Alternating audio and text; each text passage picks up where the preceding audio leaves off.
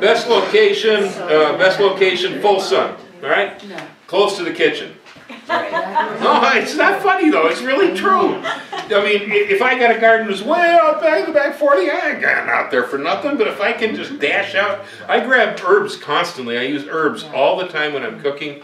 I never make, I mean, even scrambled eggs in the morning, it's thyme and a scrambled egg, you know, I'm always grabbing herbs. And I have herbs strategically located right outside my kitchen door. They're all over the place. I can walk a little bit further to find a pepper or a tomato, but not too much further. And the closer they are to the kitchen, the more you're going to use them, you know. And you even see them out there. You're at the table eating and you don't have tomatoes on the plate and the tomatoes are looking at you through the window. You gotta go get them.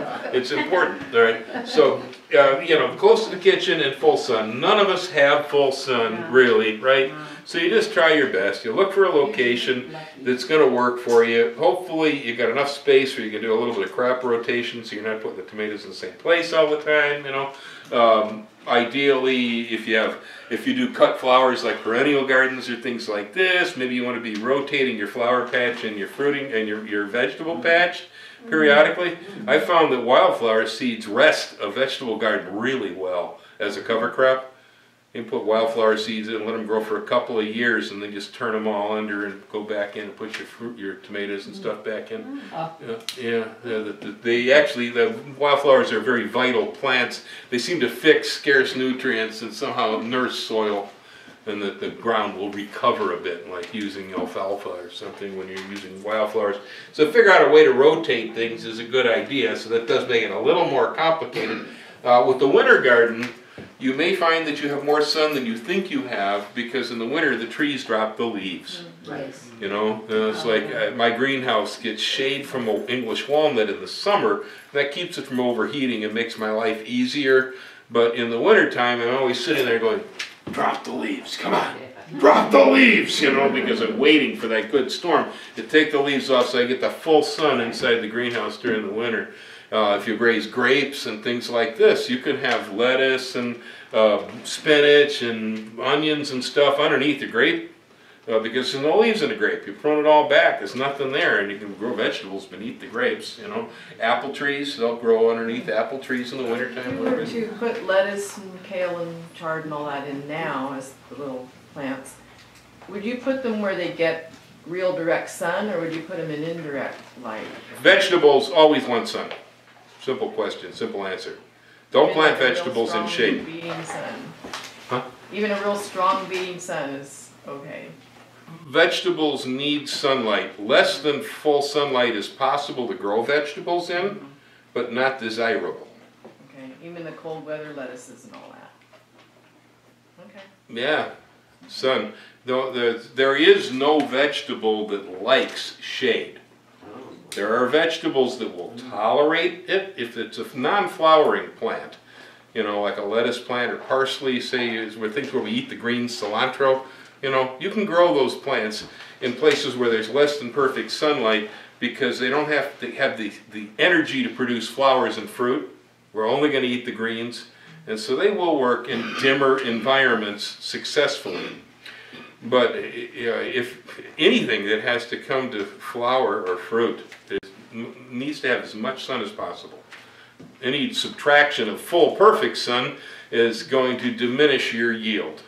No matter how much fertilizer, water, whatever you do, your yield will never be the same if you don't have perfect sunlight. Now, nobody has perfect sunlight, so nobody has a perfect crop.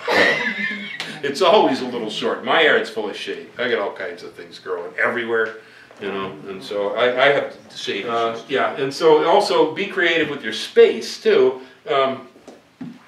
When you have a garden, the sun, it rises in the east and it tends to arc across and then it sets in the west. Actually, the sun doesn't do anything. The earth does all this, but we call it sunrise, sunset. And so take your tall plants, like if you're growing corn, put them to the north end of the patch, because they're going to take a lot of sunlight. If you've got pole beans, the pole beans can go to the north end of the patch, okay? Because the sunlight's going to come mostly from the south, although in high summer sometimes it tips back behind your head even, all right? But in general, we figure south is where the light is coming from. And so tall stuff goes north, short stuff goes south. and then run the rows east to west if possible. So, you know, if you got, you know, row of corn or a row of beans, row of tomatoes, stepping down to a row of chilies, stepping down to your melons which ramble on the ground and so on, you know, and then you have these things running from east to west in their rows, and then the elevation to the north, the short to the south. You'll get better light exposure across your garden if you organize that way. But don't be afraid to integrate crops together. I mean, lettuce is generally fairly short, shorter than peppers. You can plant lettuce plants in between your chili plants. It takes a while for the chili plants to fill out anyway when you put them in spring. If you stick a lettuce plant between it, you probably harvest the lettuce out from between the chilies, you know, months before you actually get some jalapenos or something out of the plant. And so you can grow a lettuce plant in there.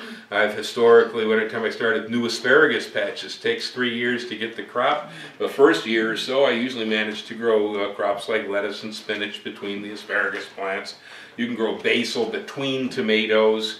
You know, you don't feel that your plants must be standing alone to themselves. Integrate the plantings. Squash and corn are workable. Vining squash, like winter squash, can be kind of messy in corn, but it will work.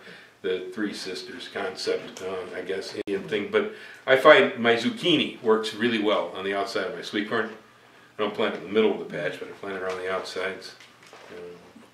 So you can integrate crops together and they'll work fine.